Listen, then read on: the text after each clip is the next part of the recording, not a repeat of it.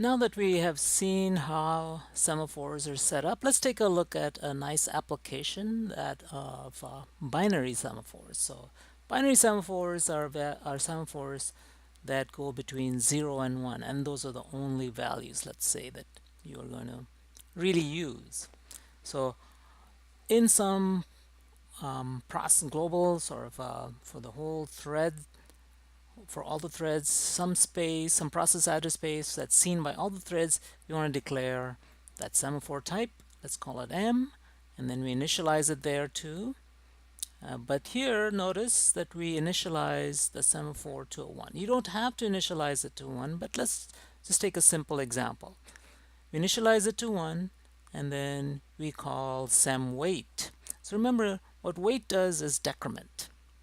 So once again, we will sort of say that the semaphore M is decremented, but you know what we're talking about, right? M is a pointer and then points to a semaphore struct, and somewhere in there is an integer, and we decrement that integer.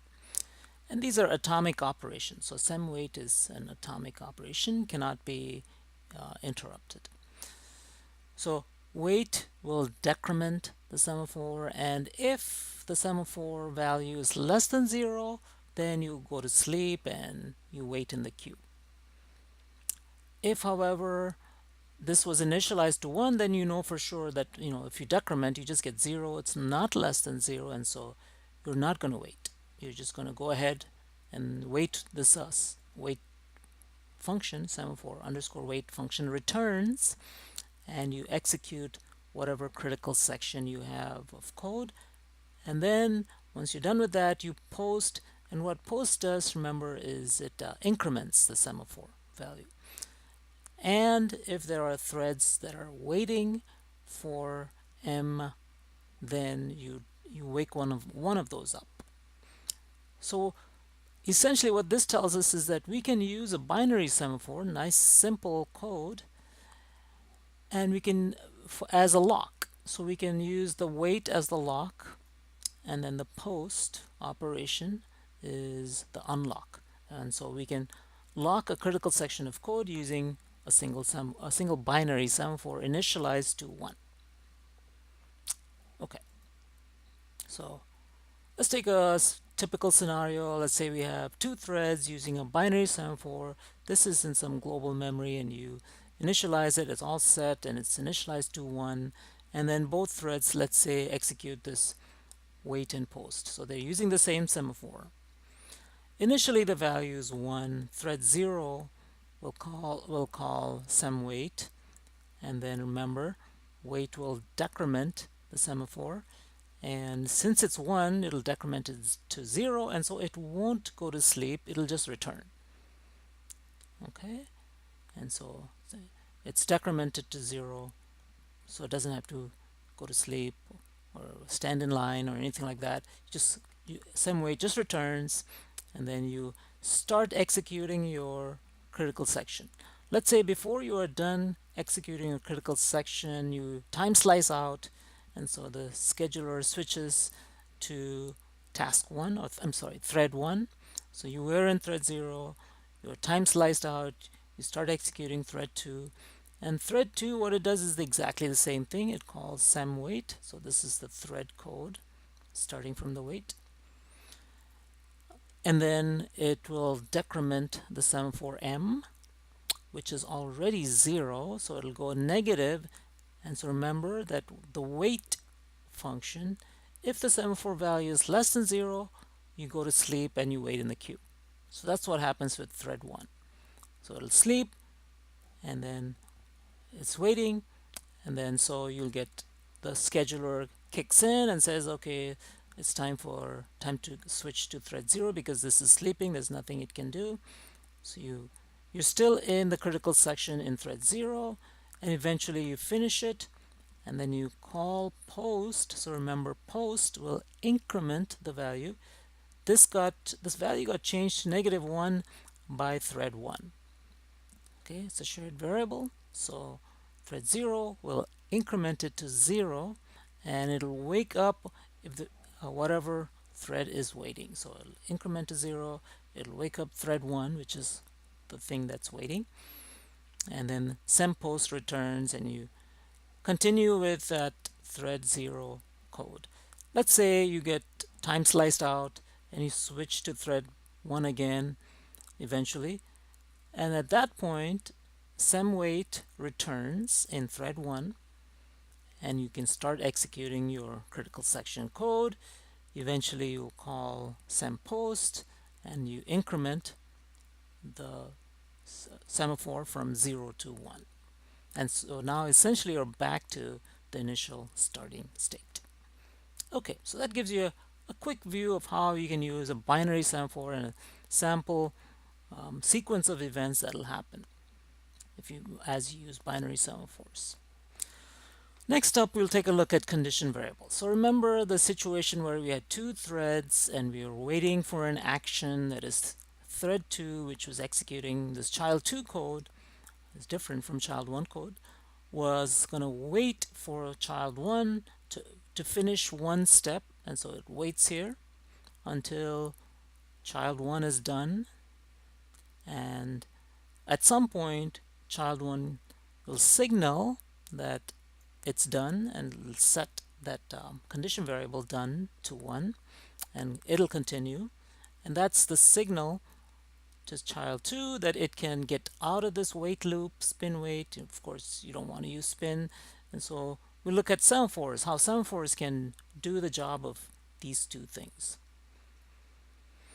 Turns out it's not that bad. It's pretty easy to set up in your global process address space. So that's the thing that's seen by both threads. You declare a semaphore, you initialize it to 0. So initial value of the semaphore is 0, unlike the lock case. Okay, so now you have thread 1 code does exactly the same thing. It does a post, and so the post is sort of like the unlock, or in this case it's actually the signal, and here we'll use semWait as sort of like the lock or the wait. Okay, so here we're going to wait for child 1, and here you use a post as the signal that, okay, child 1, I'm child 1, I'm done, and then that will wake up child 2, and it can continue since child 1's has executed step 1. Okay, so this is a nice example of how you can use a semaphore, this time initializing it to 0 as a condition variable. Okay, and so we'll look at a couple of examples of how this is used. So we will say child 2 is the parent, and so here we see parents. So this is from the online book, and so the code was a little bit different. So this parent is the same as child 2, and the child, what the book calls child, is our child 1. So in the first scenario, we'll say, okay, so we initialize it to 0, we create this child process, that is child 2, and then we call semWait. So we need to wait for child 1 to catch up, finish its task, step 1, and only then can we proceed. So what we'll do is do a child wait, and remember, wait decrements the semaphore, and so if you start at 0, it'll go to -1. Notice after decrementing from 0, you go to -1, and so since it's negative, you have to sleep and wait in the queue. Okay, so child 2, the child 2 code, which is also called the parent in this case, in this scenario, will go to sleep. And so there's nothing for the process to do. The scheduler kicks in and says, okay, time to switch to something else. We just so happen to switch to child 1. So child 1 starts running up, and then it starts executing its code, and it'll say, it'll do step 1, and then it'll execute sempost. So remember, sempost increments, and so it increments from -1 to 0. And so since what what post does is increment and then looks if there are things in the queue, and if there are, wake it up. So it turns out there is one, that's the parent or child 2, and then so you wake up child 2, and then sempost returns. So once this returns, you can go on and execute its code, but let's say it gets time sliced out, and you switch to the next thing that can run, which is the parent. And so here, wait will return, and you can continue and do whatever it is that you wanted to do after you waited for child 1. So everything works, and this just shows one sequence of events that can happen. Okay.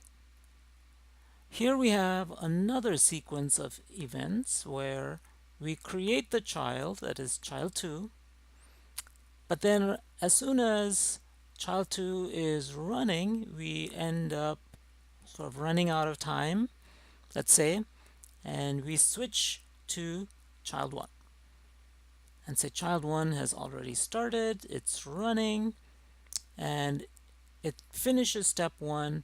Child 2 hasn't even started waiting yet, but let's see if this will work. What we will do is we'll do a post first. Remember, this is initialized to 0. The post will increment it, and so here's the value 0. You call sempost, it increments the semaphore from 0 to 1, and the logic of post is you increment it and then check if there are threads waiting. If there is, wake one up, and there's nobody to wake up. And so you just keep going, you do the post, you continue on to step 2, and you do your job. And then let's say at some point after the sempost, this child 1 gets time sliced out, and the OS switches to the parent or child 2, and the parent starts running. And the first thing it's going to do is it's going to print, and then it's going to wait, and it'll decrement. So remember, semWait, what it does is decrement and then check if it's less than 0. It turns out, since we incremented it in post, it'll go from 1 to a 0. It's not negative, and so it doesn't have to wait. It'll just keep going. So this is a scenario where we are going to wait for child 1 to be done, but before we even get to wait, child 1 is done with step 1, and it's going on and doing step 2 in its code. And so by the time we get to the wait, the child 1 has completed step 1, and so we can continue. Okay, so a nice simple way to implement a condition variable using a semaphore.